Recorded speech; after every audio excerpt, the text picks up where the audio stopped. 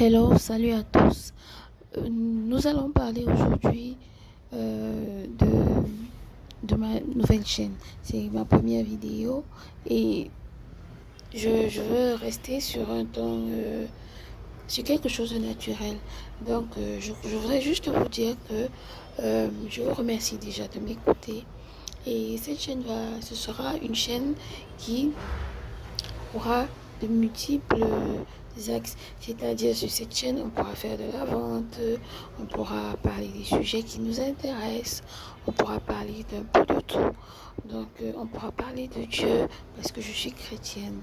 Et aujourd'hui, je voudrais vraiment qu'on commence par parler de Dieu, par parler de la vie chrétienne. Et je voudrais, étant donné que la vie chrétienne est assez large, je voudrais qu'on s'attarde un peu sur un point. Nous avons l'habitude de je tiens d'abord, avant de commencer, préciser que je ne suis pas pasteur, je ne suis pas évangéliste, je ne suis pas super chrétienne, non.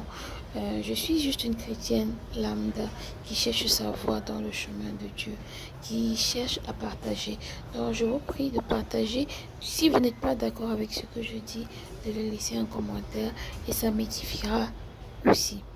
Alors, ce que je voulais dire, c'est que euh, la vie chrétienne, dans la vie chrétienne, j'ai remarqué, ça c'est une remarque que j'ai faite, que nous prions beaucoup, oui, pour les personnes défavorisées, pour les personnes qui sont malades, pour les personnes qui souffrent de ci, pour les personnes qui souffrent de ça, les personnes, et c'est normal, c'est normal. Mais j'ai l'impression souvent que nous oublions ceux-là qui vivent dans des grandes maisons, ceux-là qui ont l'air d'être dans le bien-être, ceux-là qui ont l'air comblés, qui vivent dans le luxe, mais qui souffrent, mais qui souffrent énormément, qui souffrent de, de divers maux, qui souffrent de choses souvent atroces dans leur fort intérieur et qui même à cause de cela souvent ne peuvent pas se confier. Les gens, les gens souffrent tellement dans leur maison, dans leur... Je prends par exemple l'exemple, les couples par exemple, que nous envions parce qu'ils sont dans les grandes voitures, ils se tapent des week-ends par-ci par-là, mais qui, qui ont cette apparence-là, mais qui au fond ne sont pas heureux. Je prends l'exemple de ces personnes qui, par exemple, une personne lambda qui est célibataire, qui a un bon travail, mais qui au fond a une maladie qu'elle ne peut pas partager. Je prends l'exemple de quelqu'un qui a compliqué sa vie, qui a mis sa vie entre les mains de l'ennemi, qui s'est soit fait avoir en le faisant, soit l'a fait de bonne volonté, qui ne dort pas parce qu'il s'est confié à l'ennemi. Et aujourd'hui, il ne sait pas comment faire pour en sortir. Il ne vit pas bien. Il y a beaucoup de personnes que nous négligeons dans le service de Dieu. Il y a ces personnes-là qui ont besoin de notre intercession. Donc nous devons nous pencher un peu plus sur ces cas lorsque nous prions. Nous devons nous demander à l'Éternel. Moi j'en profite aujourd'hui pour demander à l'Éternel de se pencher particulièrement sur les cas des personnes dont nous ne connaissons pas les noms. Éternel, oh Dieu, Père Tout-Puissant, penche-toi sur le cas des personnes dont nous ne connaissons pas les mots. Sur ces personnes qui ont l'apparence de bien vivre, mais qui souffrent dans leur chair. Sur ces personnes qui cachent leur souffrance dans de beaux vêtements, dans de beaux artifices, dans de grands sourires. Seigneur, touche en ce moment et particulièrement leur cœur. Touche ce domaine-là qui fait mal. Jésus, mets ta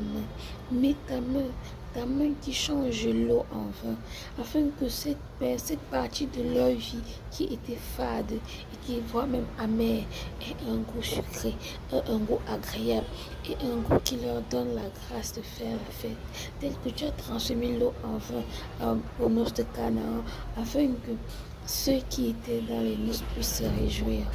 Alors, ainsi donc, Père éternel, nous te confions toutes ces personnes en difficulté. Nous te confions toutes ces personnes qui n'ont pas cette apparence, qui ont cette apparence d'ange, pourtant qui souffrent dans leur chair. Alors nous allons rendre grâce à l'Éternel pour ce qu'il est en train de faire. Nous allons rendre grâce à l'Éternel pour les merveilles. parce que nous savons qu'il a accompli. Au nom puissant de Jésus-Christ, nous allons rendre grâce à l'Éternel.